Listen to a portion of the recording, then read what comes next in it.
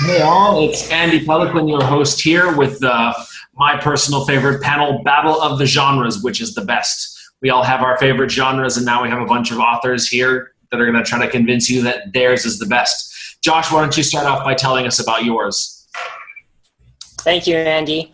My name is Josh Weatherford. I am author of Sons of Chania, and my genre is fantasy. Jessica. Hello, I'm Jessica Wren, author of Ice. I write crime thrillers and dystopia, but today I'll be representing paranormal.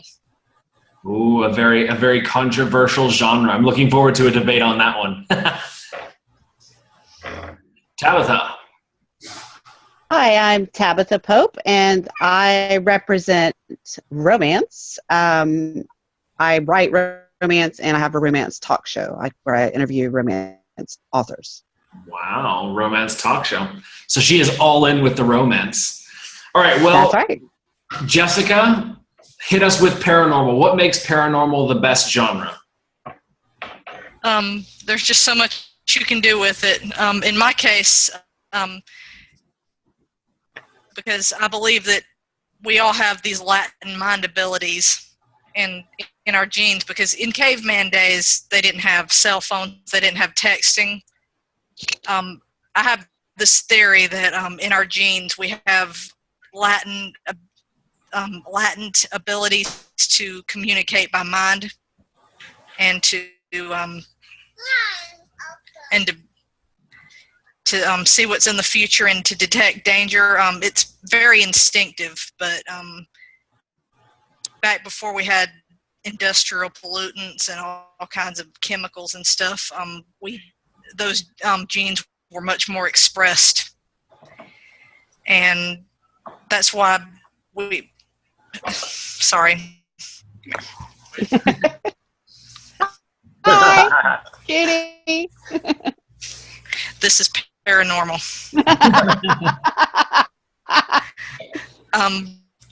Anyways, my theory is that back during caveman days, when tribes had to split up on a hunt, they would be able to communicate telepathically in order to maximize the chance of a successful hunt. And I believe that's kind of how the idea of mind-body connection got started, was through stories about about some of these abilities being used successfully. Interesting. So you think that humans have suppressed it? Yeah, because of modern technology, we've got texting, we've got Facebook, we've got, even when the phone was invented, and telegraphs, and it just kind of fell into disuse. Interesting. So more of a science-based or science-backed form of paranormal, instead of more magical, the latent abilities that humans no longer have but once had? My belief is that they still possess them. They just are not as expressed as they used to be, and there is a way to bring it back. My book, my novel Ice, actually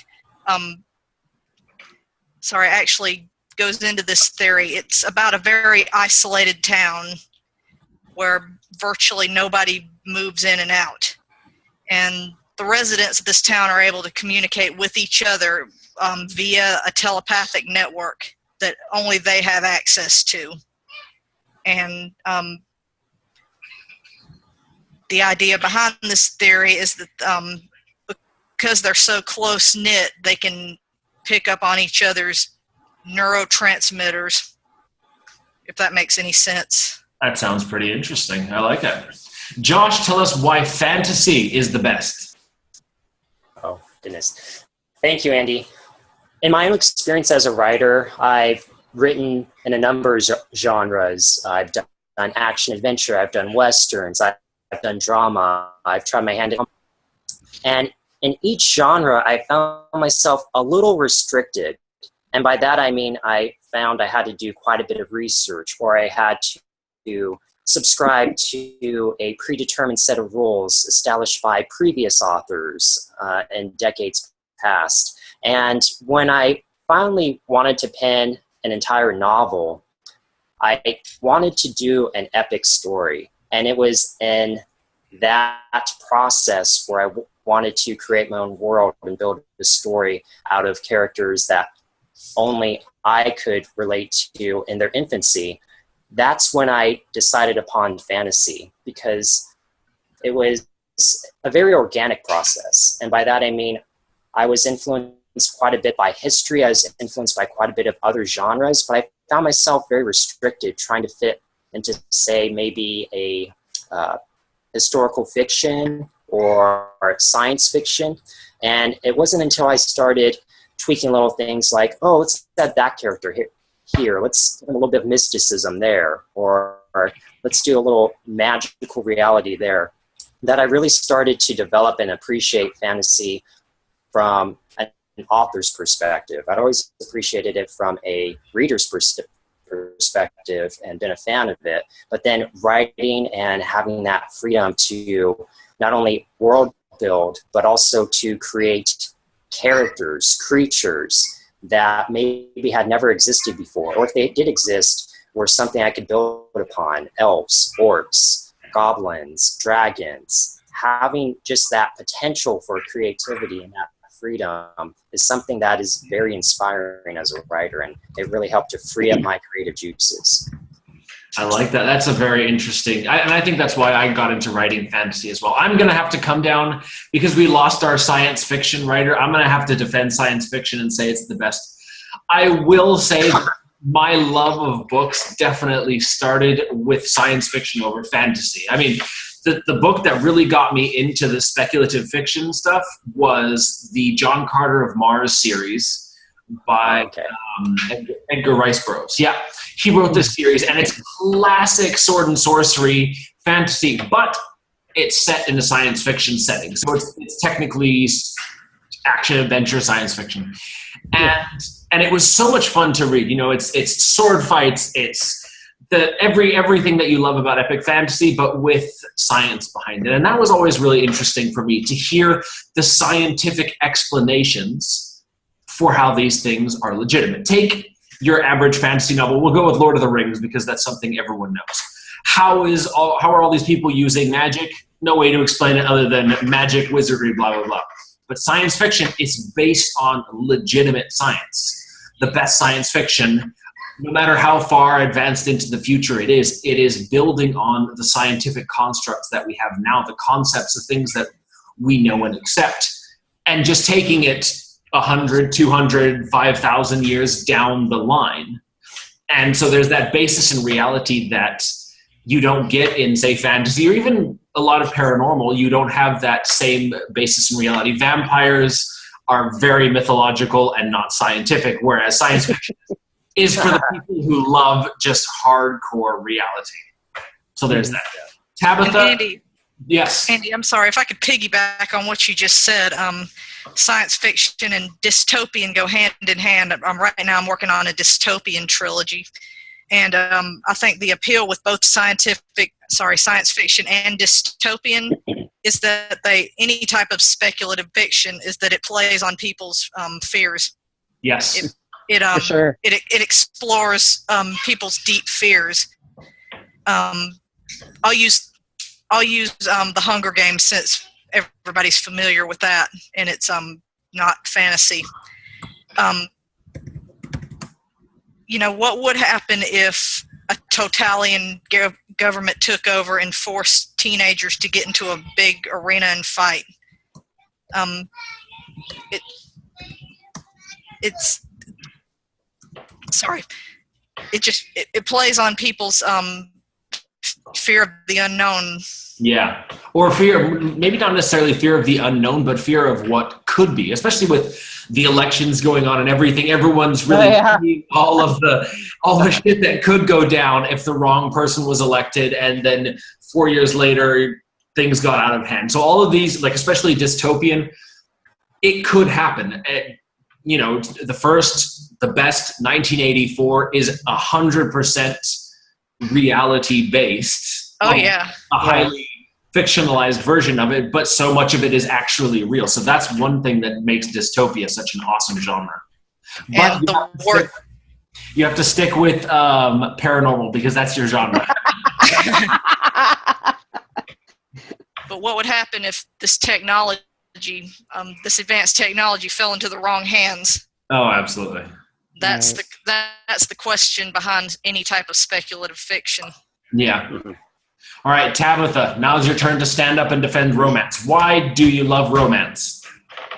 Okay, well, I have to give props to fantasy and science fiction and paranormal because world building is just an amazing thing. You make your own rules, but then you have to follow your own rules, and that's where a contemporary romance writer really only has to follow the rules that are set in modern day society or historical. Should it be a historical romance type of thing? But the main reason that I support romance is the HEA. I mean, the happily ever after. We as readers, we often read as an escape. It's our time to turn off reality and get the heck away from those going on the TV and everything else. And romance provides that escape for many. I would say many women, but I would say a lot of people. It's the time that we can get away from all the garbage going on, and we know that at the end of that book, we're not going to throw it against the wall because there's going to be a happily ever after, or at least a happily for now. So that is the main reason why I think that romance should be supported. The thing that goes with that, and I talk about this a lot of the times with authors on my show, is that I think that romance readers are some of the happiest people in the world.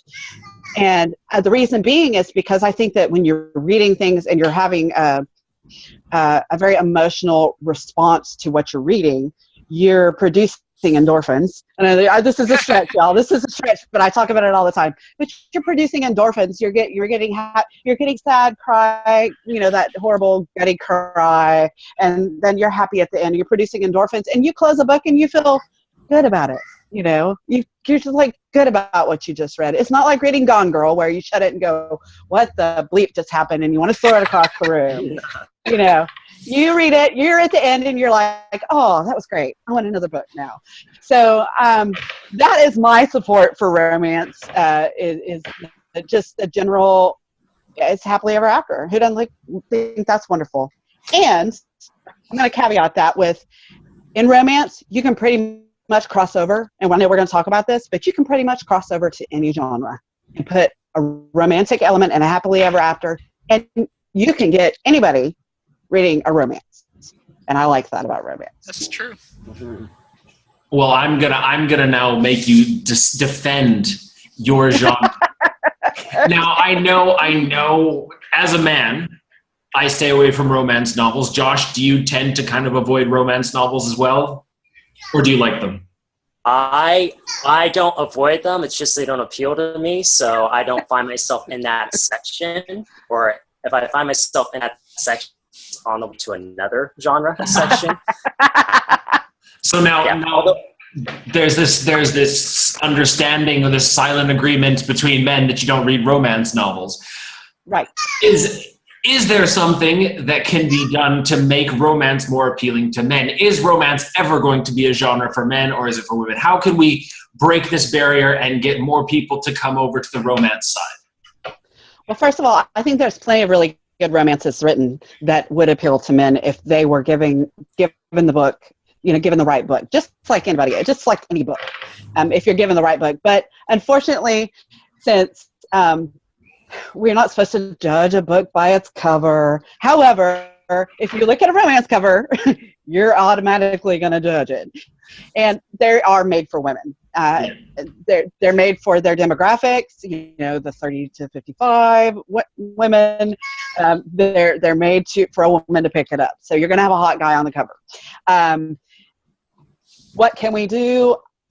I was a librarian, so there's a lot of things that can be done. But as far as what we can do in the general marketing world, the bookstore world, I don't know.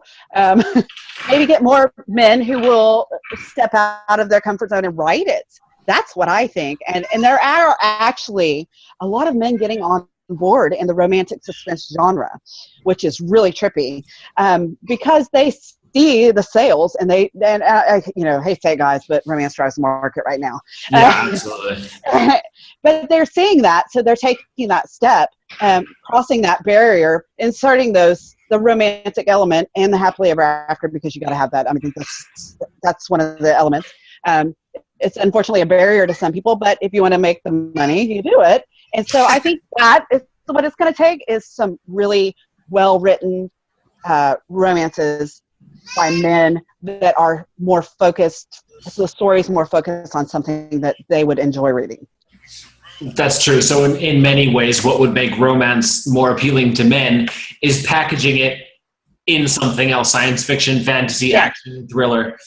Absolutely. It's true that I would venture that 95% of the greatest male-oriented fantasy sci-fi novels out there have an element of romance.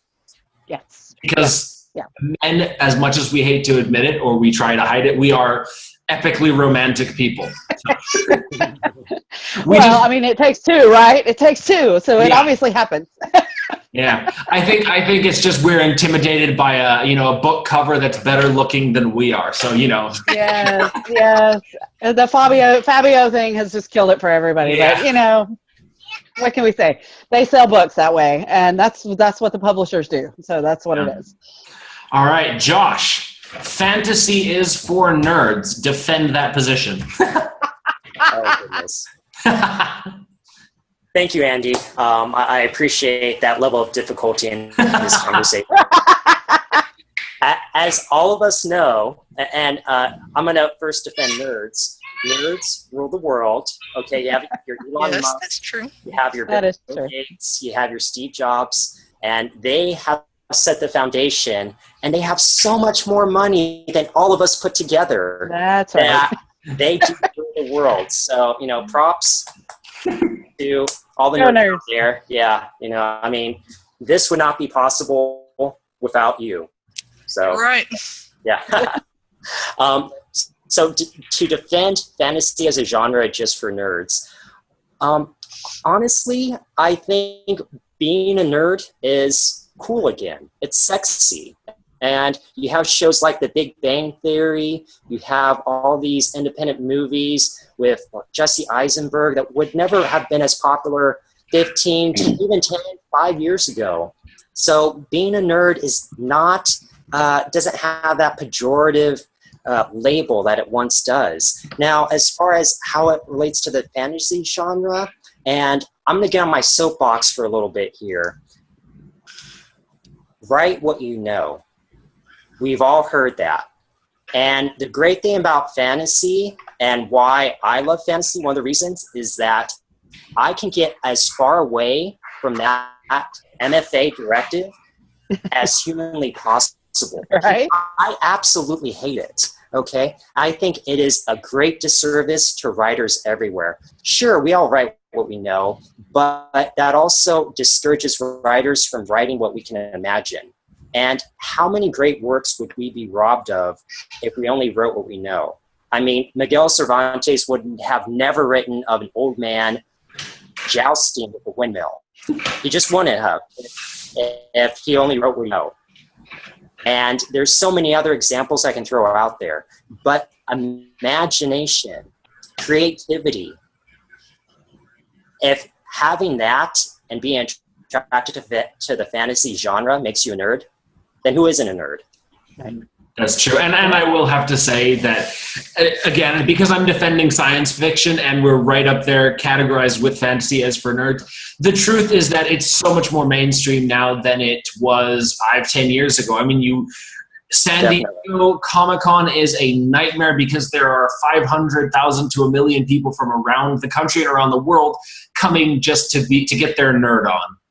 And that is so true. The most successful movies of the last decades, the highest grossing movies, Jurassic Park, nerd all the way, the Marvel comic movies, So the truth is that fantasy is no longer just for nerds. I just wanted to see how you'd handle that. Well done. Thank you, Andy. Appreciate it.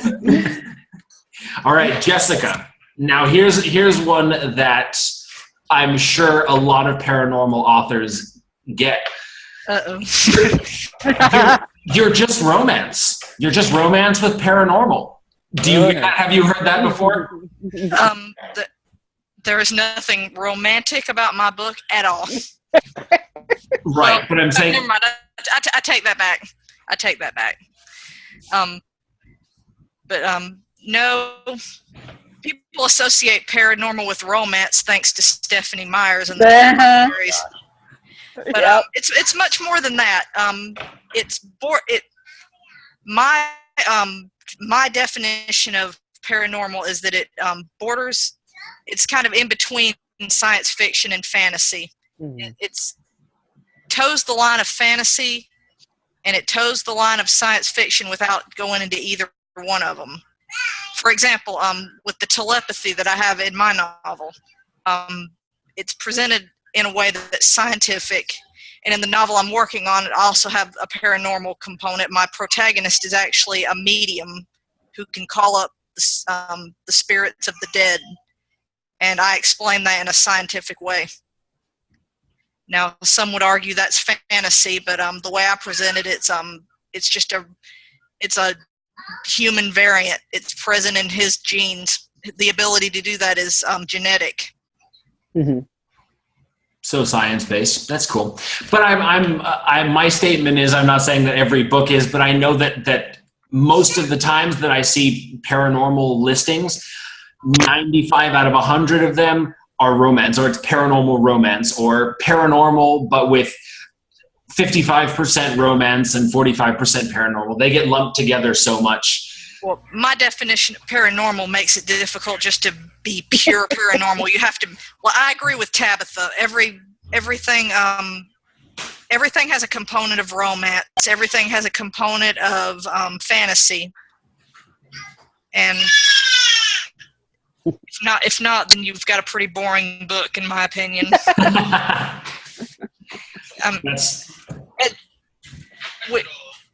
When we try to pigeonhole ourselves into one genre, mm-hmm. then it stifles creativity. To answer your question, when I think of paranormal romance, I think of a love story between a vampire and a werewolf, or something of that nature.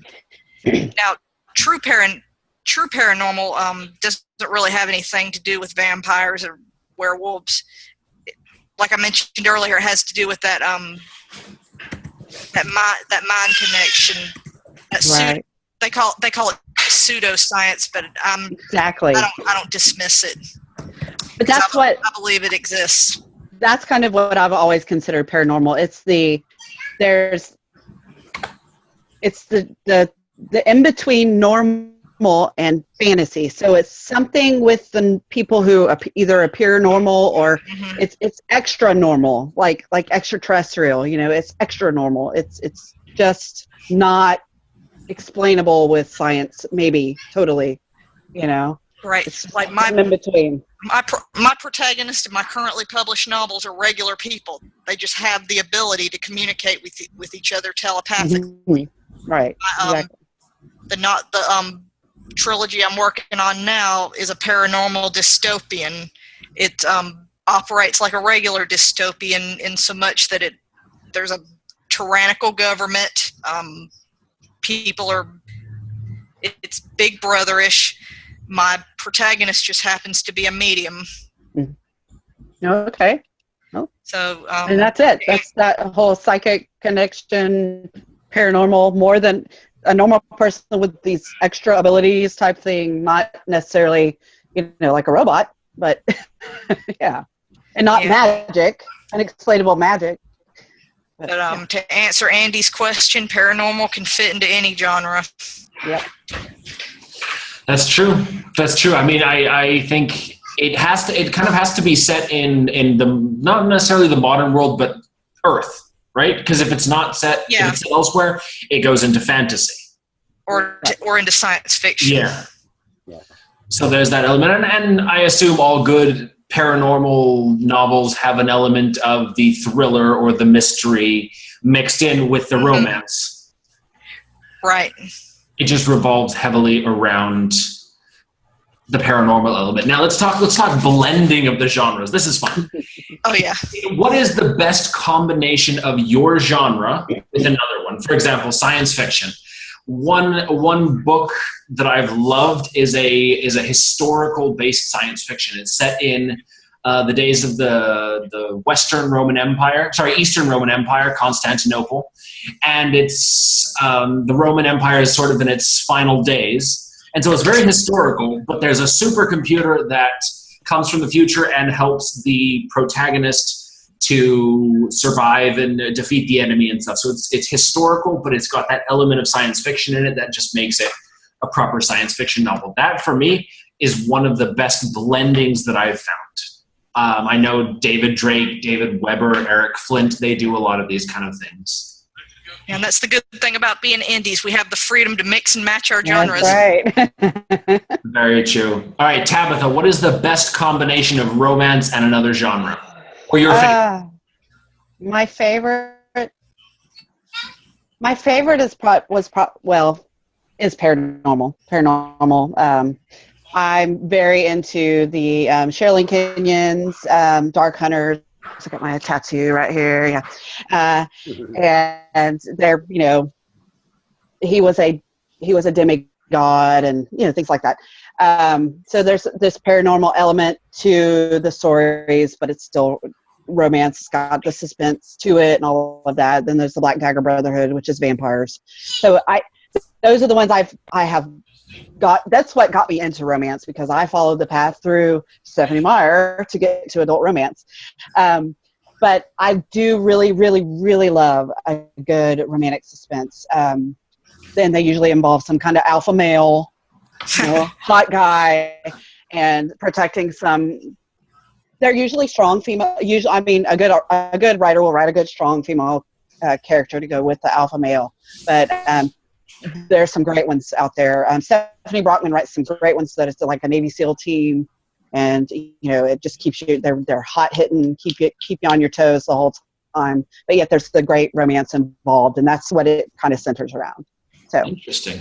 So you're saying that paranormal was your gateway drug to romance? Absolutely. Absolutely. A warning from the Surgeon General. All right, yeah. Josh. Fantasy paired with what? Oh, wow. That, we could talk all day about that, but I would have to say, if I had to choose right now, fantasy and mystery. Ah, yes. Okay. And the reason for that is because, again, what attracts me to fantasy is the fact that you are world building, you are creating something. So from a reader's perspective, they're not entirely sure what's going to happen next, especially make a good fantasy novel. That becomes a page turner. Same thing with mystery. You've created this scenario where there's so much intrigue. And again, you created a page turner where you don't know what is supposed to happen next. You combine the two successfully, and all of a sudden you have a reader who cannot wait to turn the page. They have the mystery element. They don't know what a character is capable of doing. They don't know their motivations. They don't know the antagonist or their psyche. I mean, you have so much more intrigue built in if you combine those two genres. It just really makes for a out of this world whodunit. And yeah, to do that successfully, I mean, wow. Yeah.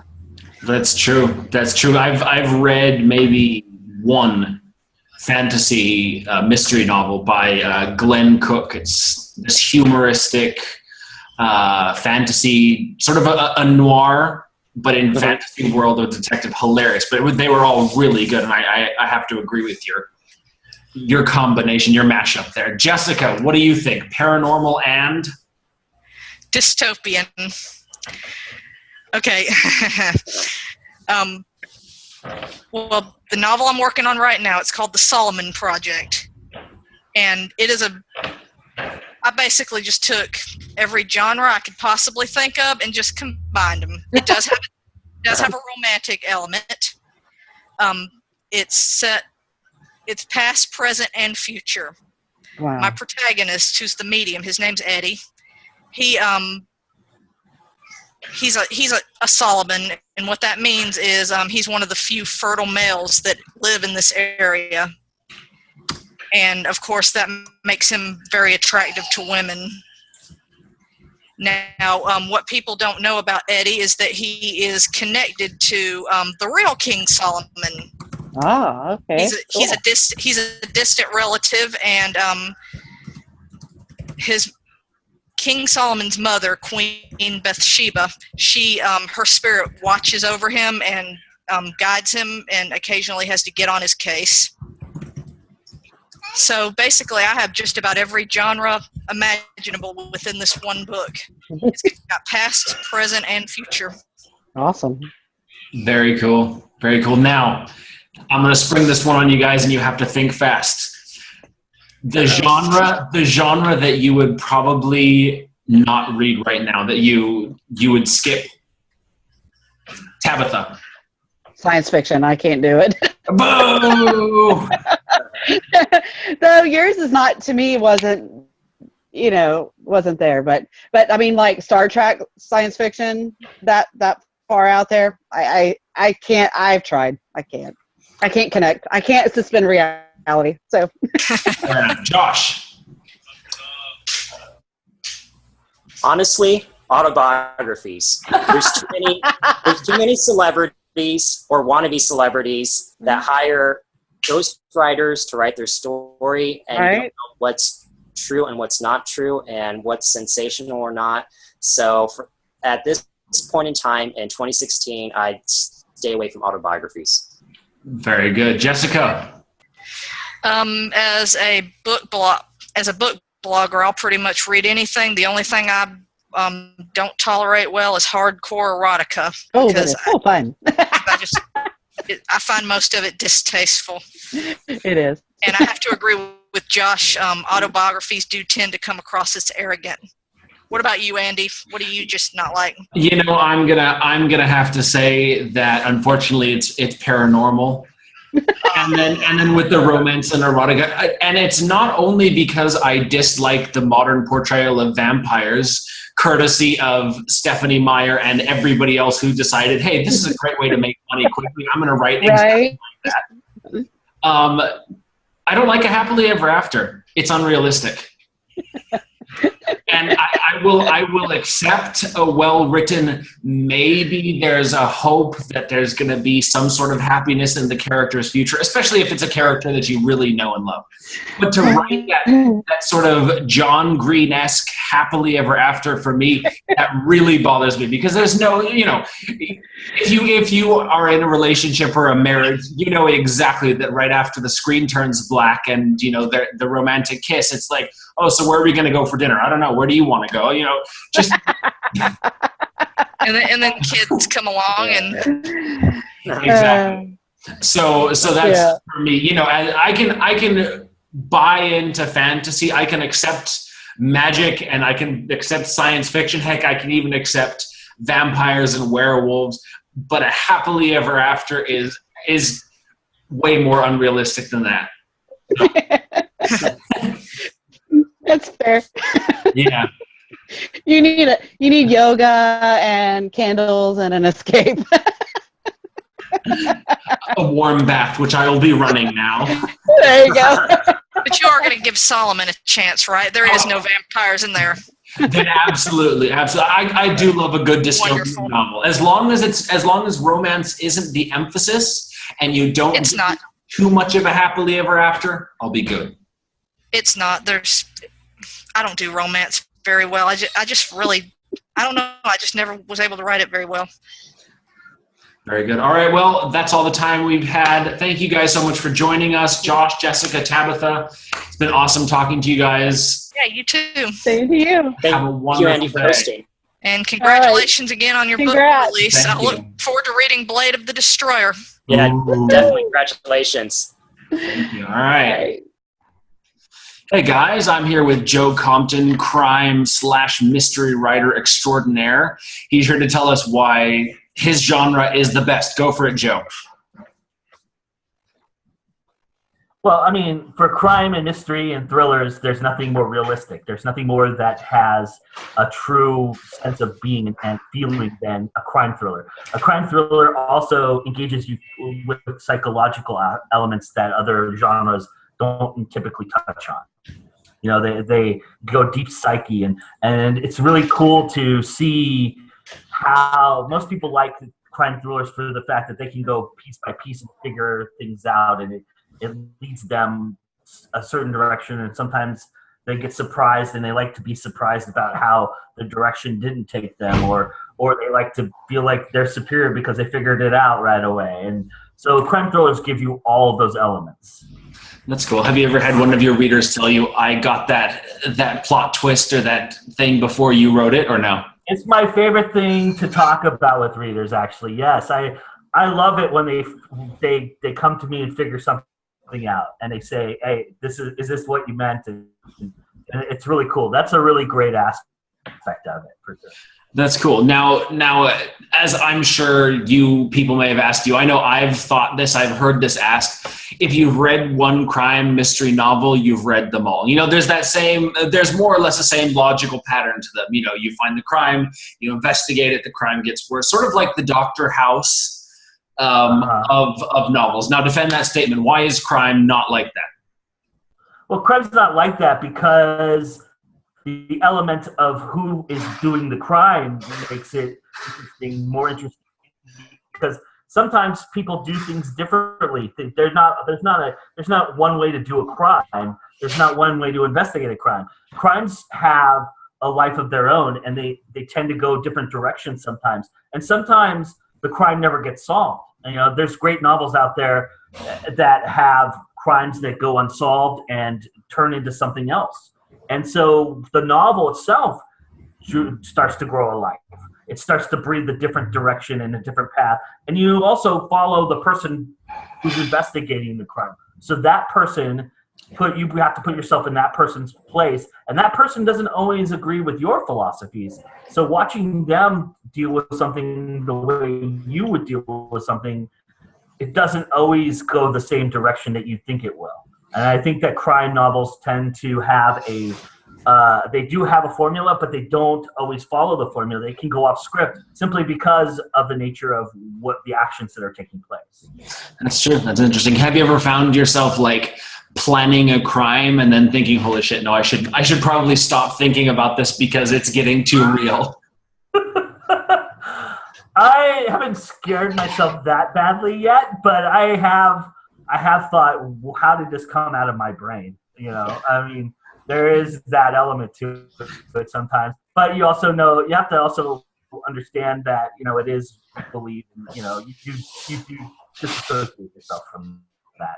You know, it's a thought, it's not an action. Now, if there's people out there committing crimes based on the things that I've thought about that, and I don't hope that never happens, but, you know, that has happened to some crime writers, and unfortunately, that's really I think that's more of a fear than yourself doing it. For sure. Now, what's the weirdest thing that you've ever Googled for your novels?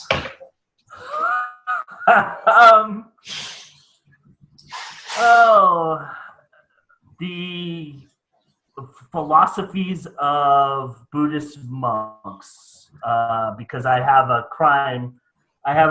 criminal who is based solely on his theologies and ideologies, and he goes into a different weird direction. And I think, you know, I don't Googling things like, you know, what weapons to use and things like that aren't as weird as like getting into somebody's philosophy, because then you get deep seated into that, and then you get rooted into that and you go, whoa, this is not what I thought it would be. Interesting. Very cool. Yeah, we can have a whole nother discussion on weird Google.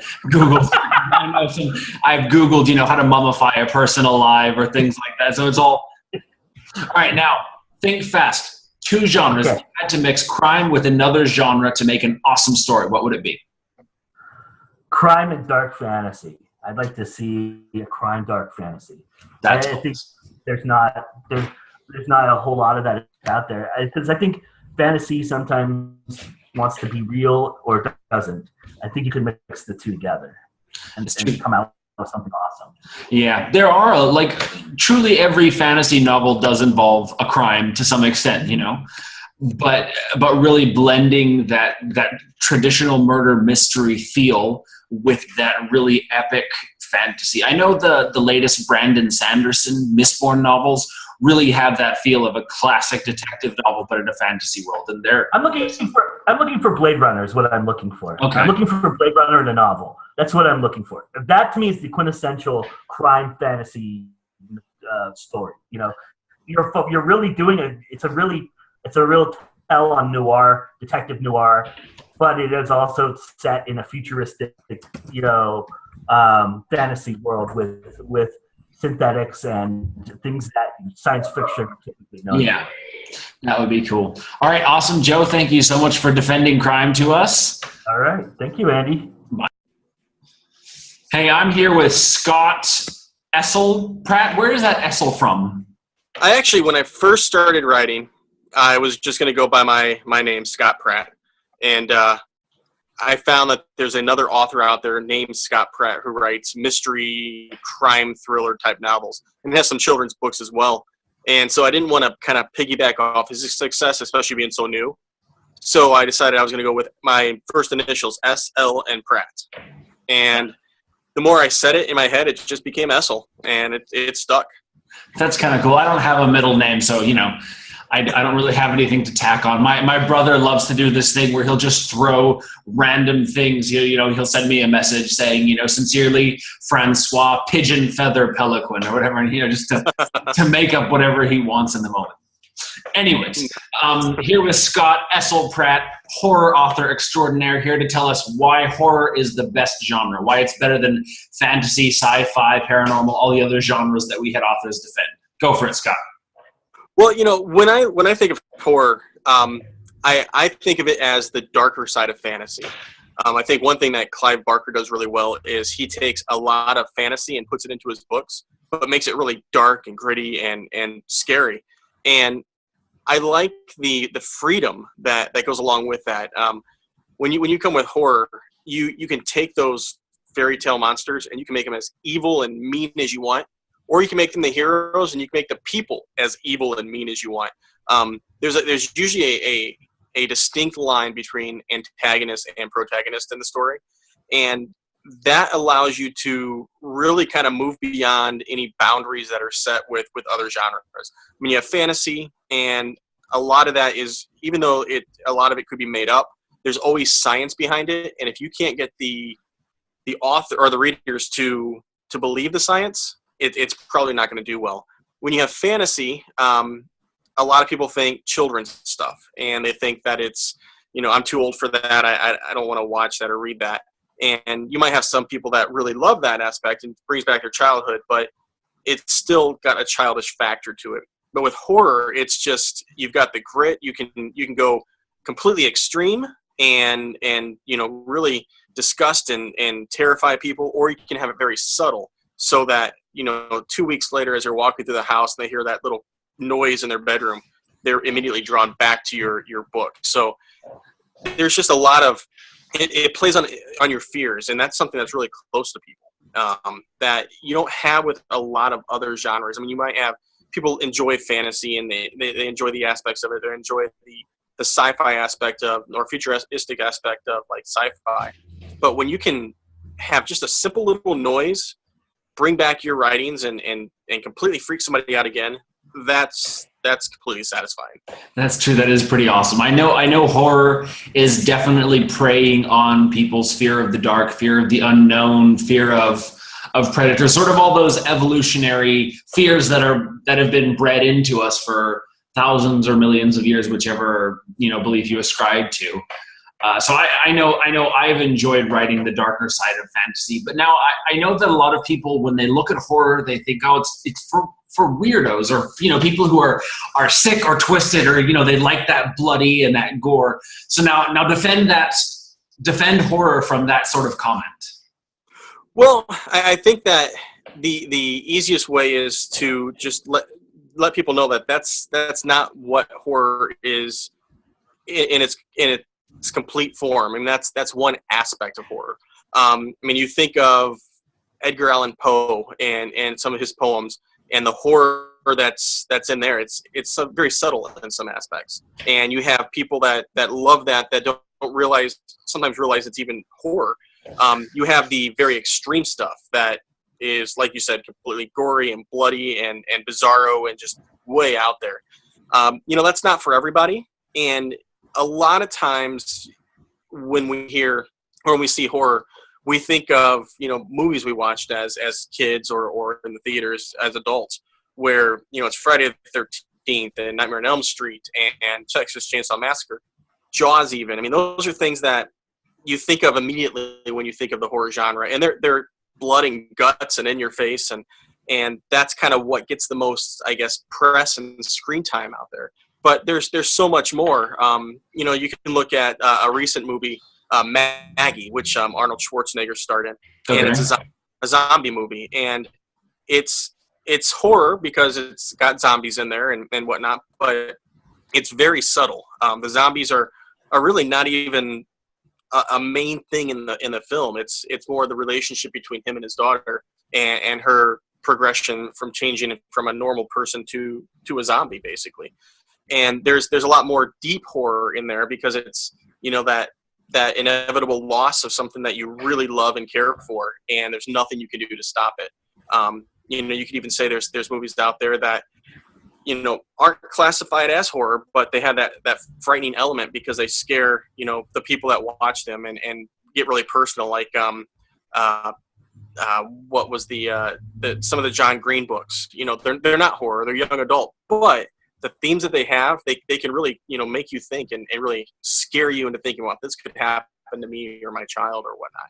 So it's the broad range of horror, and it's you have to look beyond just that blood and gore and in your face.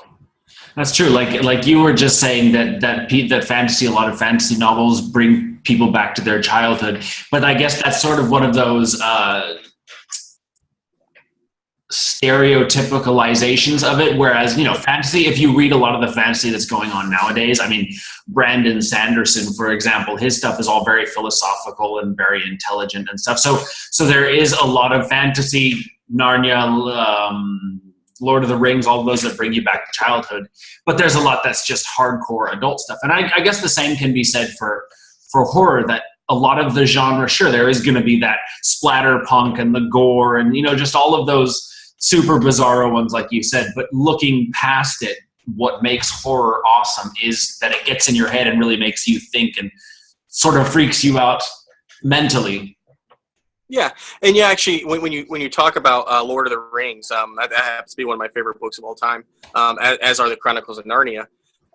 Those two books have very, very strict horror, or I guess Lord of the Rings more so has more horror elements in there.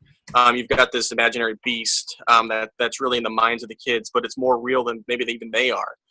And then you have the Chronicles of Narnia, and I mean, obviously it's an old series, and I don't want to spoil it, but when you get to the very last book at the very end, you realize that Narnia is not almost exactly what it seems to be in the rest of the books. It's there's actually a pretty tragic element of death in that last part of the book that a lot of people don't realize. But one thing that I'll bring up an author, David C. Hayes. He created a book called I think he co-wrote it with Mark Siano, a book called Cannibal Fat Camp. Okay. And if anybody wants to read an amazing kind of bizarro book with a Lord of the Rings throwback, this is the book that you want to read. He took basically it's a fat camp concept, and you have kids there, and all the adults basically end up dying. So you have all these kids in this fat camp kind of fighting for leadership and food and health and everything all at once. And it kind of brings the horror, the human horror, to a more extreme element. But in the end, there's kind of a little twist that is just it just completely takes you off guard. And it's again, it takes something that maybe is considered fantasy, blurs that line a little bit, changes the concept a bit, and turns it into horror. And that I love about horror. The same concept. If you look at Bizarro or Extreme Gore, and similar concepts, but change it around, and it's a completely new story. And it's fresh, and you can even lessen it and make it more subtle, and still have even a better story, even in some cases. That's true. I mean, the truth is that every genre out there, I mean, not every, but almost every genre's got to have some element of horror in it. Because without that fear, without that driving terror of something, your hero's not motivated. So horror is all pervasive, as it were. Yeah, it helps build that anticipation towards the climax in a way. Yeah, that's awesome. Now, without thinking, or well, think really quickly, the best two genres, horror and in a mixture, which would you say? Ooh, I'd have to say horror and fantasy. I've always said that if I could ever have two writers collaborate, live or dead, and create the perfect story, it would be Clive Barker and C.S. Lewis. Nice. I mean, if you read like the Great and Secret Show or Everville by Clive Barker, he's got the Sea of Quiddity, which is almost like his twisted evil Narnia in a way, is the way I see it. That sounds pretty cool. It's just between those two, I think that they could create the perfect horror fantasy book. Plus, my first book was my first actual novel was a kind of a weird thing. And of all the books I'm in, my first book happened to be a fantasy novel. Everything else is horror. So that sounds awesome. All right, well, Scott, thank you so much for defending your genre for us.